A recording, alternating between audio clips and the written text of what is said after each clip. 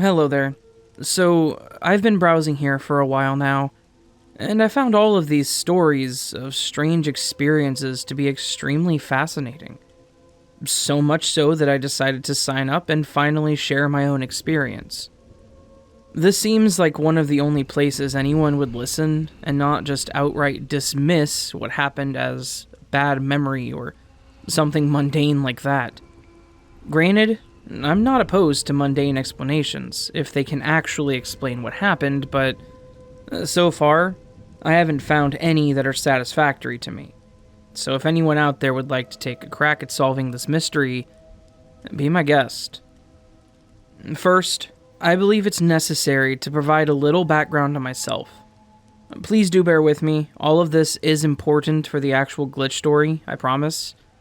I'll just refer to myself as Jay for the purpose of this story. I'm a male, currently in my early 40s, never drank, never smoked, never taken any drugs of any kind, so we can safely rule that out as a potential cause of what happened. I'm also very quiet and reserved. I usually prefer to keep to myself and rarely go out for social gatherings or anything like that. Yes, I'm about as boring as they come. It's not that I don't like people, I've just never been good at interacting with others. I do well enough to work and function, but that's about it. I suppose some would say that I suffer from severe social anxiety, although I've never been officially diagnosed by a doctor or anything. As bad as I am now, I was much, much worse in my late teens and early 20s, when I experienced this glitch. I didn't socialize much at all in high school or early college. I never went to parties or on dates, nor did I go to church or even have a part-time job like most of my peers. My anxiety even kept me from getting my driver's license until my second semester of college. Even when I finally did get it, I only drove directly to school and back, and never anywhere else. I'm putting all this out there in order to highlight the extremely limited scope of my social activities at the time. The only people I knew outside of my family were people that I met in my high school or college classes. There was no opportunity to meet anyone any other way because I simply didn't do anything else. So now, the glitch. This occurred in November of 1997 when I was 19 years old, and in my sophomore year of college. That semester, I had a couple of morning classes, followed by a long gap of about 2 hours before my Spanish class in the afternoon. On this particular day, I had been sitting in the student center eating some snacks from a vending machine to kill the time until my class started. Finally, it was almost time, so I got up and headed for the door that led out of the student center. As I was going out the door, my attention was drawn to a young woman who was coming in through the same door. Now, I will say this woman was very attractive, but that wasn't the main thing that drew my attention. The moment I saw her face, I had this instant feeling of recognition. It's the same kind of feeling you get when you see an old friend you haven't spoken to in a long time. My brain simply registered her face as someone that I recognized. Not just recognized, but knew very well. So, out of a pure reflex triggered by this feeling, I smiled directly at her and started to say, "Hey, how are you?" I stopped before speaking though because I realized there was a very big problem. I had absolutely no freaking clue who this person was. Needless to say, I felt pretty stupid. Here I am smiling like an idiot at this complete stranger, no doubt looking like a complete moron. When you're as socially awkward as myself, your mind tends to blow these things up much bigger than they are. Still, I was feeling pretty dumb, and decided to just turn away and hurry by her, putting this whole weird and uncomfortable situation behind me as quickly as possible. But before I could, the young woman looked directly at me, smiled the widest smile she could, and excitedly said, "Oh, hey Jay, how are you?" I was completely flabbergasted. Apparently my initial gut feeling was correct. This woman knew me by name and was clearly happy to see me, so I guess I did know her after all. Yet I had no idea what her name was or where we might have met. Not wanting to be rude, I replied to her question with the friendly, "Oh, I'm good. How are you?" and then we proceeded to chat politely for a few minutes, like old friends catching up would do. She even stated at one point that she was glad to see me since she didn't know a lot of people in the area yet. I played along because at this point I was convinced that I must know her, and I kept expecting something to jog my memory. The way she spoke, her mannerisms and facial expressions, her friendly demeanor, all of it was very, very familiar to me, and yet I simply had no idea who she was. It was extremely confusing for me because, as I said before, she was very attractive, and I'm sure it comes as no surprise that I did not have much experience talking to women. This probably makes me sound kind of pathetic, but I tended to remember the rare instances when a woman actually paid attention to me since it didn't happen very much. So considering how well this woman obviously knew me, and that nagging sense of recognition I could not shake, I simply didn't understand how I could have no memory of having met this person. Eventually, we parted ways since we both had other places to be, and I went on to my Spanish class feeling very confused. But by the end of the day, I had rationalized the strange encounter as her being someone who must have known me from high school. I figured she was either a grade ahead of me or a grade behind me, and maybe I'd had a single class with her at some point.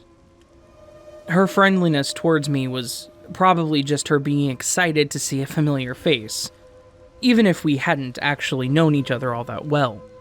This didn't feel quite right, but it was the only explanation I could think of. One thing I knew for certain was that I hadn't met her in any of my college classes. This was only my third semester of college, and I had a very clear memory of the previous 2 semesters at this point. I only had about 3 or 4 classes per semester, so it was still pretty easy for me to recall all the other students I had met. And she was definitely not among them. All other possibilities were rendered null for the reasons I gave earlier, so she simply had to be an old high school classmate. This explanation would be completely destroyed a few days later whenever I ran into her again. This time she flagged me down in the parking lot as I was walking to my truck to leave for the day. Again, she was very friendly and excited to see me. While we talked, I finally learned her name, in which we'll simply say L for sake of not giving away personal information. I didn't ask her name. She simply said it while relating a story to me of something she did that she felt silly about afterwards. She was sort of playfully chastising herself, like, "Gosh, Elle, I can't believe you did that," or something to that effect. After a while, our conversation came to an end, and I went home, determined to get to the bottom of this mystery.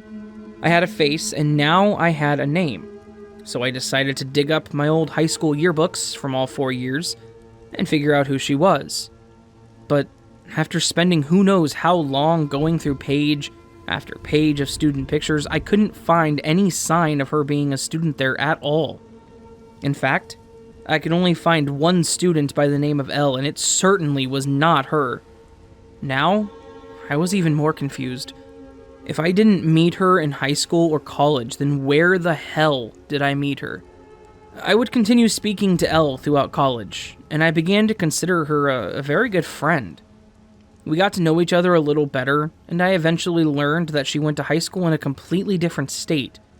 This confirmed what I had already figured out from the yearbooks, but did not help me solve the mystery of where we met. At this point, I felt like it was far too late to ask her directly because I'd been playing along like I knew her ever since that day in the student center. I wasn't trying to be intentionally deceptive. My brain was still telling me that we had met somewhere before, and she obviously knew me, so I just assumed I would eventually remember. Long story short, I never did remember. I only ever got one more small piece of the puzzle during my college years, and it made the situation even more confusing. One thing I should mention about Elle, she turned out to be an extremely devout Christian. This was not something I could say for myself, and Elle wasn't shy about trying to get me involved in church activities or Bible studies.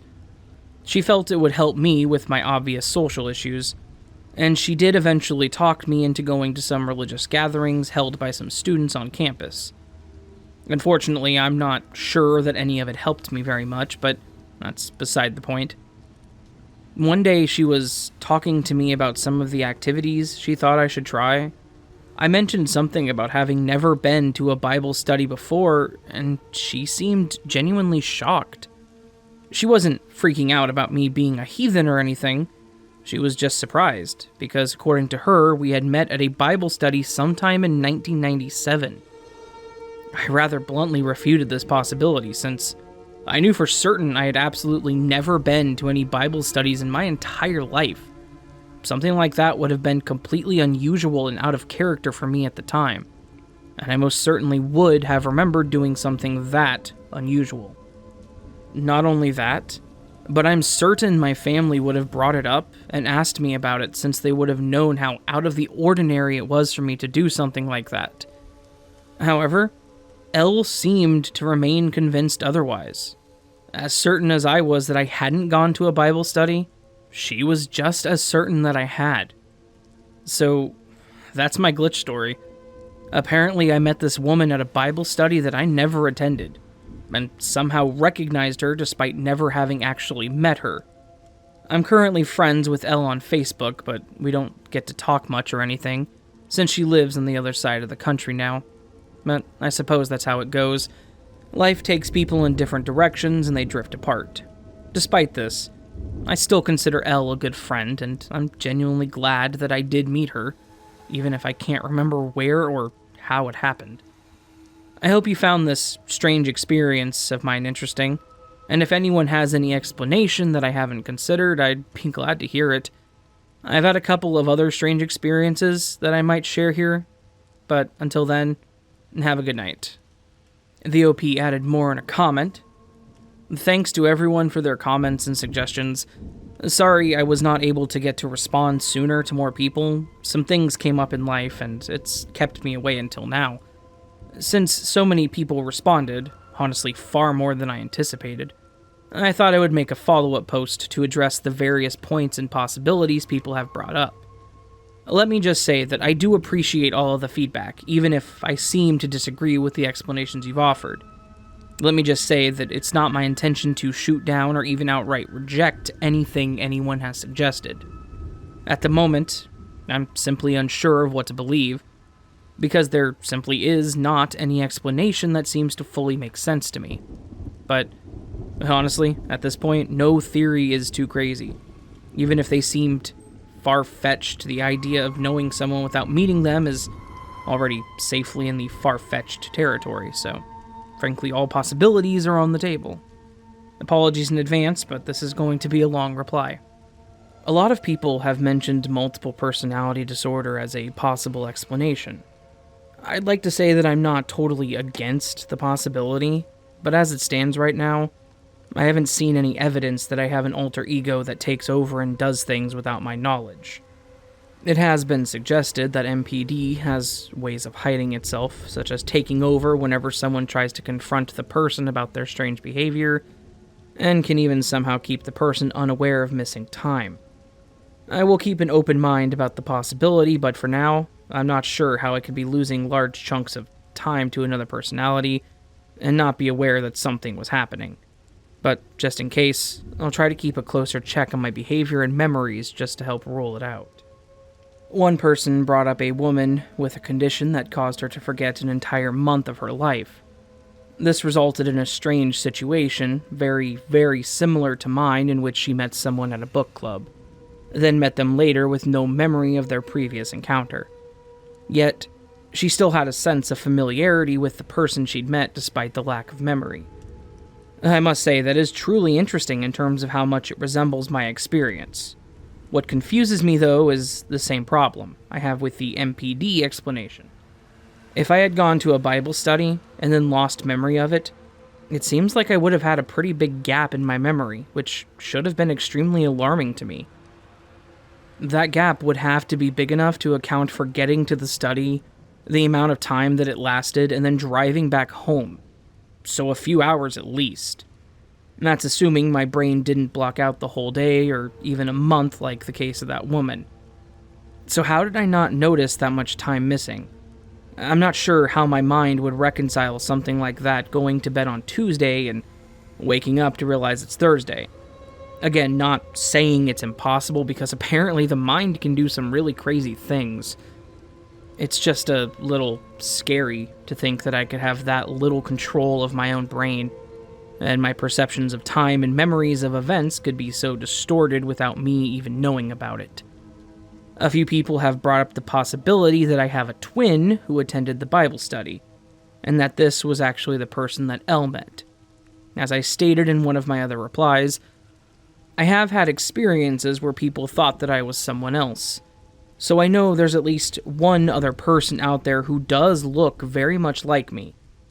However, the fact that Elle knew my name without me telling her throws a bit of a wrinkle into that explanation. I referred to myself as J for the sake of anonymity, and J is in fact my first initial. However, I will say that J does not stand for a common name like John, Jeff, or Jim. Without revealing my identity, let's just say it's a slightly more uncommon name. Not so uncommon as to make it totally impossible for a twin to also have it, just uncommon enough that it would put the possibility of it happening safely in the winning the lottery category. So I suppose it could happen, but it's not extremely likely. One person suggested that Elle may have been psyched into thinking she knew me because of my response to her. I smiled and seemed to recognize her, so that somehow tricked her into thinking that she knew me. However, as another person pointed out, this does not explain how she knew my name without me telling her. Now granted, it's been almost 23 years since this happened, so it's fair to assume that my memory of this event may not be as clear as it once was. However, one point that I am entirely certain of is that Elle spoke first. Due to my personality, it was not and still is not my inclination to initiate conversation with people I don't know. So at the very least, I'm certain that Elle is the one who engaged me. Anything else is not only inconsistent with my memory, it's inconsistent with my personality. I'm also certain that she called me by my name immediately without me introducing myself. Of course, all anybody has on this is my word, and I'm a stranger using an alias on the internet, so that word probably means little to anyone. All I can say is that I'm certain of the details. It's not a fuzzy memory that came back to me 20 years later after the fact. I distinctly remember that being the key point that threw me off guard from the very beginning. I remember being confused about it on the drive home after class, thinking about it later that day and over the next few days. She didn't just know my name, but also expressed joy at seeing me, specifically because she was glad to see someone that she knew. Her reaction wasn't, "I think I know him, so I'll be polite." It was, "Oh my gosh, it's that guy from that thing." That made the situation even more bizarre to me and just reinforced the fact that she knew me before this encounter. But as I said, I can't prove that to anyone, since the only source of this information is coming from my memory, and nobody can realistically be expected to accept that as gospel truth. One person suggested that it's possible that a person's spirit can bilocate into different bodies, and experiences from one person can bleed over into the other. The man sharing my spirit would be the person that Elle met, and I recognized her based on this experience. It's certainly an interesting theory, although that implies that the other person also has my same name. As mentioned before, that seems improbable, but perhaps not impossible. Or maybe the world is like a video game, where there are only so many NPC types and Elle ran into a duplicate of me at this Bible study, because the Matrix was trying to save memory. I've also considered the possibility that Elle and I knew each other from a past life, which would explain the strange recognition I had for her. I'm not sure that accounts for her knowing my name in this life, though. Some have also suggested that something about this Bible study was traumatic or stressful, causing me to block it from my memory. I believe repressed memory is absolutely a real phenomenon that people experience. If that were the case for my situation, though, I think that Elle would have been associated with whatever trauma I experienced when I saw her and felt that recognition from her. It was not a negative feeling. It was very positive, like seeing an old friend again. So if something about this Bible study was traumatic enough to cause a repressed memory, I would think that my feelings toward her would have been very negative. since she would have been there too and thus associated with that trauma in some way. Another poster suggested that perhaps parallel universes are involved somehow. Honestly, I've definitely considered that possibility as well, especially after hearing stories about the Mandela effect and whatnot. Perhaps something happened and I traded places with the other me, slipping into a reality where I had gone to a Bible study for some reason. Or Elle traded places with her alternate self and slipped into a reality where we had never met.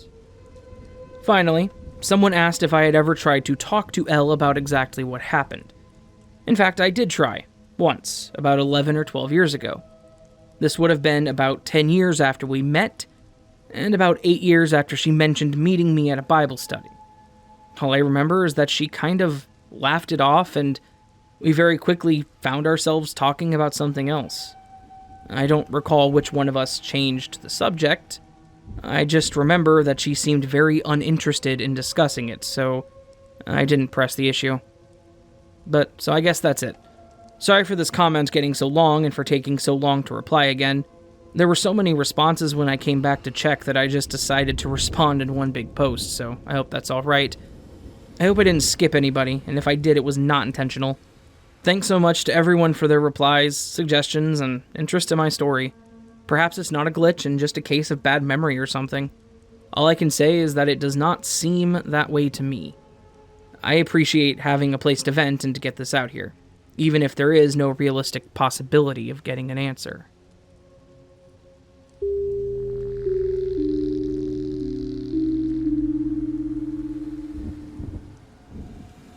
This is probably the only glitch event that I've ever experienced, and it was one that was really, really strange to me.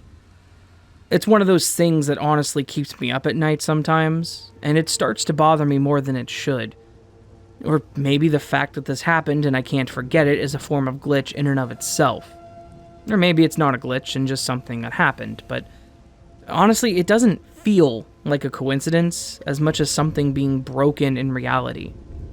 It was a couple of years ago, I think back in the early summer of 2018, my wife and I had a few days off work together, and we decided that we should go see her grandparents on the other end of our state.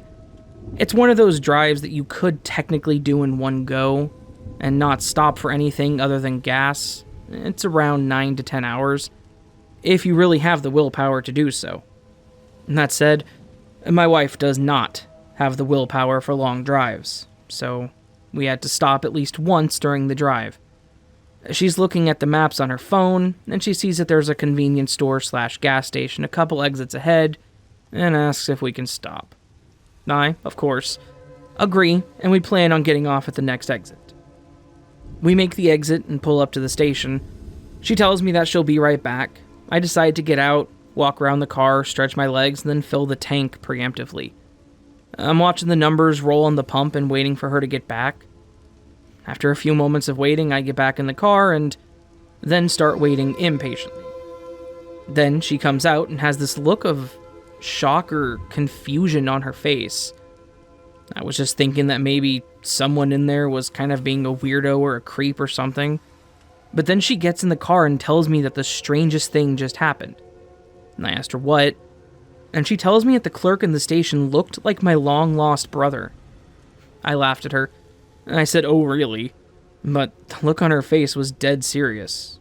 She wasn't joking.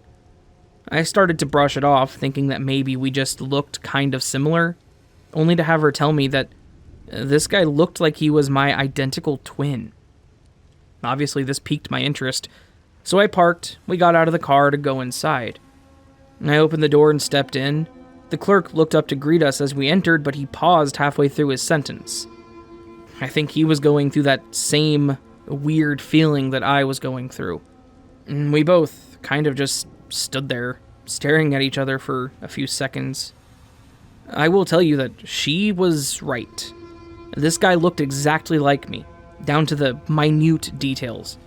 I have long black hair. His hair was literally the same length as mine and the same color. He had dark green eyes that were the exact same shade as mine. He even had a small scar on his chin like I do, on the same side and damn near the identical length. He was the same height, Same weight, same build, same everything. It was honestly creepy as hell to me to be looking at someone that was basically a clone of myself. I really wasn't sure what to do, so I stepped up and awkwardly introduced myself. I told him my wife told me there was some guy in here that looked like me, but I honestly didn't expect this.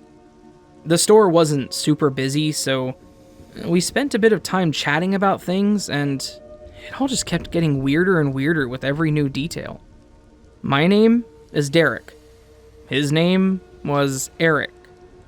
We were both named after our fathers. My mother's name was Anna, and his mother's name was Hannah. Both of our mothers passed away when we were still children. We were both born in March of 1996. I was born on the 4th, and he was born on the 14th. The more we talked about things, the more it felt like he and I were identical twins, except he was from a different state altogether and had moved to that area with his girlfriend only a few months prior. We grew up in two totally different states, but honestly looked like we were related. Now, I know that this all may just be coincidence, like I said, but the fact that I would pull into this specific gas station at this specific time during an impromptu road trip to my wife's grandparents' house across the state and run into someone that looked like they were basically a clone of myself just feels astronomical, like nearly impossible. Hopefully, I do run into him again someday. We didn't exchange phone numbers or details or anything like that. It felt a little awkward. We just kind of reveled in the moment and decided to move on. If we do never run into each other again, though, I hope Eric is out there living his best life.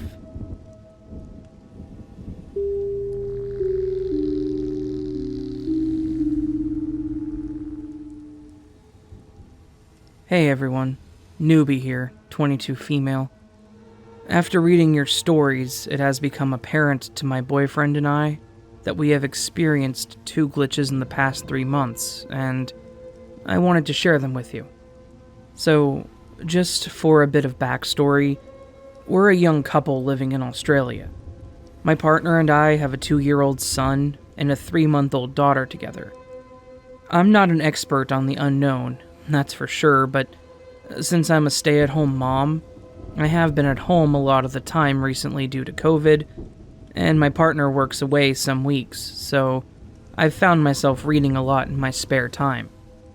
I've always been a big reader since a very young age, and have always had a fascination with the unknown, educating myself on quantum theory, quantum physics, as well as other topics such as past lives, the paranormal, mythology and folklore, religions from all different cultures, spirituality, as well as healing and psychic abilities, Kundalini, manifestation, starseeds and empaths, and the rising of the Schumann resonance, the apparent fact that the Earth is ascending into the 5th dimension, and all that jazz. So in short, what I'm saying here is, I like to think that I'm pretty well educated on certain things. I have a very open mind and continue to learn every day. I'm just putting things into context so you know that I've considered many possibilities and just can't explain what's happened to us, rather than the idea that it was a glitch in our reality. Over the years, since my childhood, my intuition has grown immensely, and this will also come into the story later. So cutting this shorter and getting straight to the point, I live with both of my children and their father. We lived in a cute little 2-bedroom cottage-style house at the time before we upsized a few weeks later. And yes, we had glitches happen at both houses. Anyway, the first occurrence was when in June, my daughter was a month old. It was a normal afternoon, around 4 p.m., and I was in my bedroom going through our daughter's cupboard looking for a pair of matching socks for her to wear after her bath. At this time, my partner was getting her bath ready, and our son was with him in the bathroom. Now, we all know what socks look like. We've all heard of the sock monster that steals your socks, which results in never finding them again. This isn't a strange occurrence, especially considering newborn baby socks are tiny and can go missing in an instant. But this wasn't the normal case of the missing sock, my friends. No. This all happened very quickly. but I remember it very vividly because I got extremely frustrated and couldn't fathom how something could just vanish in front of my eyes like that. So, here's what happened. I had both socks in one hand and I was closing the drawer with the other. Just for detail, I'll mention that there was a towel sitting on top of the tall boy cupboard, which was roughly the height of my waist. One of the cupboards got jammed and wouldn't close, so in a split second, I obviously decided to put the socks that were in my hand on top of the cupboard next to the towel so I could use both hands to get it shut. So, I do so. But the strangest part is that before I placed them there, a tiny, very quick voice in my head said, "Don't put them there." I don't know if this was my intuition or whatever, but of course I was already putting the socks down at this point, so it was too late. Now, I'm not joking when I say that they disappeared right in front of my face. I didn't even move my head to look away. I literally shifted my eyeballs slightly to the left, and one of the socks vanished. I seen it fade out of the corner of my eye right then and there. I put my eyes focused back on where I put the sock, and where only one sat. So I went on a wild goose chase for this sock. Best believe that I searched for the sock high and low. I moved the towel, looked under it, shook it out, emptied all of the drawers, wondering if I'd accidentally put one back. I even went as far as getting my partner to come in and help me move not only the cupboard, but every item of furniture in that room to see if it had fallen beneath or behind something. But nothing. It was nowhere. It was just gone. I was talking to my partner about this for days. We were both so confused. But a few days later, when he was at work, I walked into the bedroom, and to my surprise, clear as day, I see the missing sock in the middle of the room it went missing in, about a meter in front of the cupboard. I can't even tell you how quick I rang my partner. It was incredible, they were a pair again. And now for the second instance, which happened in the first week of living in our new place. Literally a month or so after the first occurrence in the previous house. Our new place is a 2-story house with air conditioning and a lot more room. Much more appropriate for a growing family, so we were really excited to get here. Anywho, we were organizing the new house and had a vase that we wanted to put into one of the shelves downstairs in the kitchen. It's a shelf that's built into the wall, and there's 3 on top of each other about 30 centimeters apart. My partner went to put the vase on the second shelf, but the vase was too tall. He tried several times. I saw him try because I really wanted it there in that particular spot. So he obviously tried as hard as he could, but it was too tall by a few centimeters. We said whatever and put it on the top shelf where it did fit. Anyways, he was working again, and the vase was really annoying me with where it was placed. I was looking at it and I just had this urge to move it. Just for the simple fact that it would have looked so much nicer in the middle of that shelf, sitting with their other decorative items. It just would have been more aesthetically pleasing, you know? Even though I remember seeing my boyfriend try to put it there and saw him fail, I tried anyway. So I went to move the vase, and voila, it fit perfectly in the middle shelf. So as I do, I rang my partner excitedly to let him know, and this one really blew him away, more so than the first one. Mainly because he really witnessed this one. It wasn't just me claiming that something went missing. For all he knew, I could have been hiding the sock to play a joke on him, which, of course, I wasn't, but this was an accusation of his when it happened, because obviously that would be logical. But this was big because it couldn't be explained. They're built into the wall. You cannot move them. The shelves shifted to leave just enough room for my vase to fit. It was incredible how he carried on about it when he got home that afternoon. He kept taking the vase in and out of the shelf and just kept saying, "Wow, something really happened here because that did not fit." But what happened? Was it a glitch? Did I manifest more space into that shelf? We didn't have any earthquakes or anything. The foundation of the house is solid, and the other shelves are all still in the same space. So it wasn't just the middle shelf that shifted. It was all 3 of them. And there you have it. Please do tell me your thoughts. Thanks for reading this far, and If you could in any way explain these rationally, please do be my guest. I'm always open to new ideas, although I've explored every possibility in my eyes. Someone else may be able to provide us with a logical answer. Thanks all. Here's to 2020. It's been a crazy year for sure.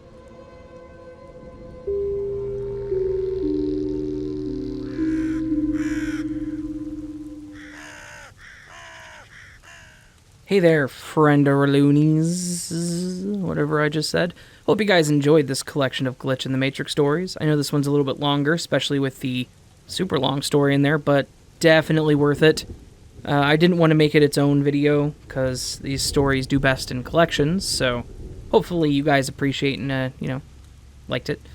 If you did, and would like more content like this, or content that's so different, it's like comparing Starbucks to monster trucks, consider joining the Nevermore. To join the Nevermore, all you got to do is hit that subscribe button and the bell icon next to it. That makes you part of the Nevermore. If you want to support the Nevermore a little more than that, you can click on any of the social links down the bottom and follow me. You can also support the channel through Ko-fi or Patreon. All of them appreciated, all of them optional, all of them appreciated. I said that twice to emphasize. It's honestly appreciated, so. Alright, friends, have a good rest of your week. I hope to see you on the next video. Tomorrow should be the day. What day exactly? Well, you'll have to find out, won't you? It's October 1st. Anyway, I'll talk to you guys later. See you on the next video. Much love, and until then, sleep well.